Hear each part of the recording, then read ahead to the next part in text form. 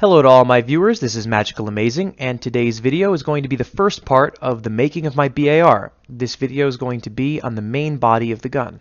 The first and most difficult part of building a gun is going to be finding the scale. I do it as such. The first thing I do is find a picture of the gun I want to build on the internet, and scale it to 1 foot on my computer screen. Next, I figure out how long the gun is supposed to be in real life and establish a scale.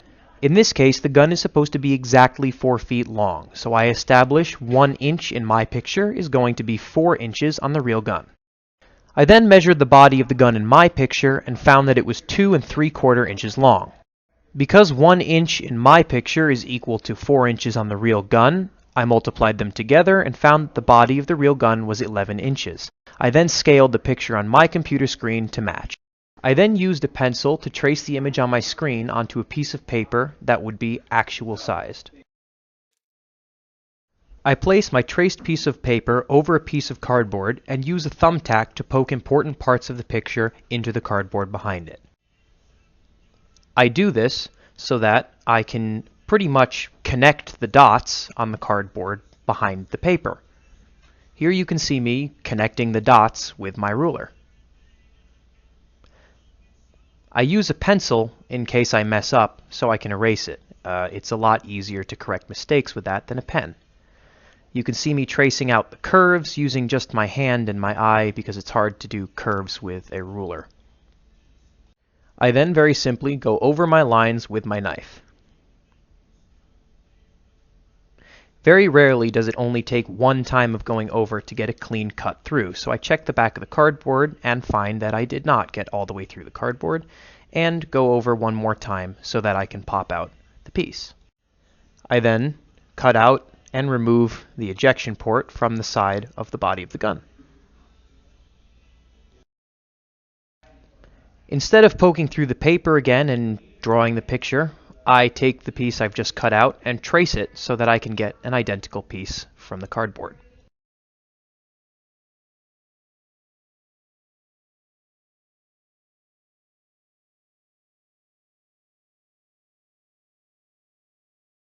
I then take the two pieces, line them up, make sure everything lines up perfectly.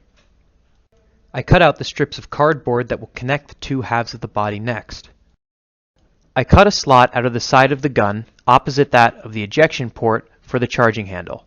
Here you can see I've shrouded the charging handle slot in a piece of cardboard and began work on the charging handle itself. I then began work on the gun's inner mechanism. Here you can see the charging handle with a pin through it and the bolt. After connecting the two sides of the gun from the bottom, I made the bolt handle and reinforced the pin and made a plate that would ride on the other side of the inside of the gun. I then dry fit the charging handle and its opposite plate to see if it will work and that it fits correctly and isn't pulling too much on the sides of the gun. I then pull back the slide to make sure that it doesn't get hooked on anything, and it appears to be working.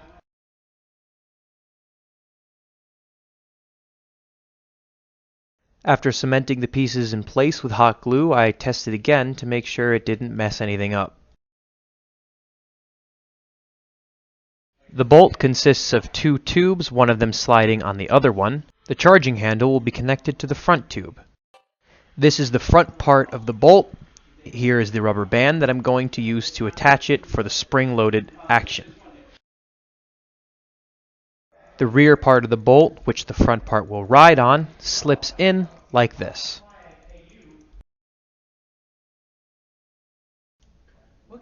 Here you can see I've looped the rubber band through a cross pin that I've made attached to the inside of the gun. This will be used to return the bolt to its forward position when I pull the charging handle back, like so. Here's a view of the action from the top not connected to the charging handle. Here I have connected both the charging handle to the front of the bolt and the rear part of the tube that the bolt slides on. This is the way it looks from the outside.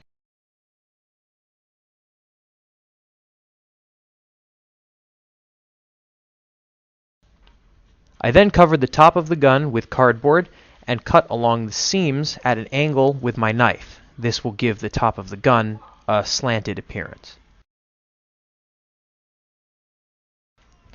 Of course, I'm not going to leave that ugly corrugation showing, so I use very thin strips of cardboard to cover it.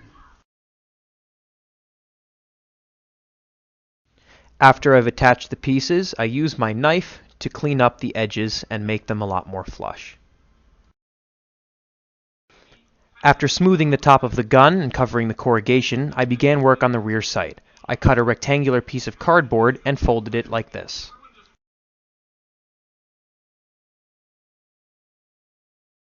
I covered the corrugation on the rear sight and added a pin that will be used to hold the pop-up rear sight. This is the piece that will frame the sight. It fits in like that and will fold up.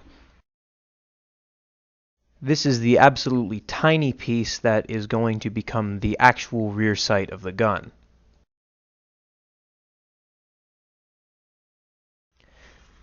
It's going to slip into the frame like this, and we'll be able to slide up and down. When the sight is flipped down, that will be the picture. When the sight is flipped up, that will be the picture.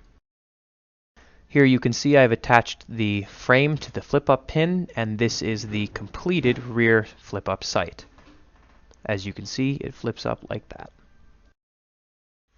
When the rear sight is flipped down, that is the picture. When it's flipped up, that's the picture. I then glued on the rear sight, and this is what the body of the gun looks like. I test to make sure that the sights are high enough. I then test to make sure that the action still works. It's always a good idea to make sure every part of your gun works at pretty much every step of the process, because if you get too far and then you realize something is broken, it will be very hard to go back and fix it.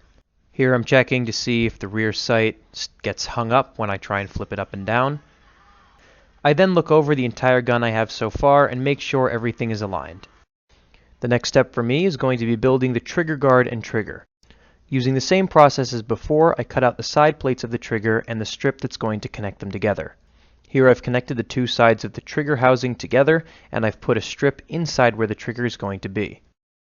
The next step is going to be cutting out the trigger itself. You can see the shape I used beneath the housing. After measuring and testing that it'll fit, I attached the trigger inside the trigger guard.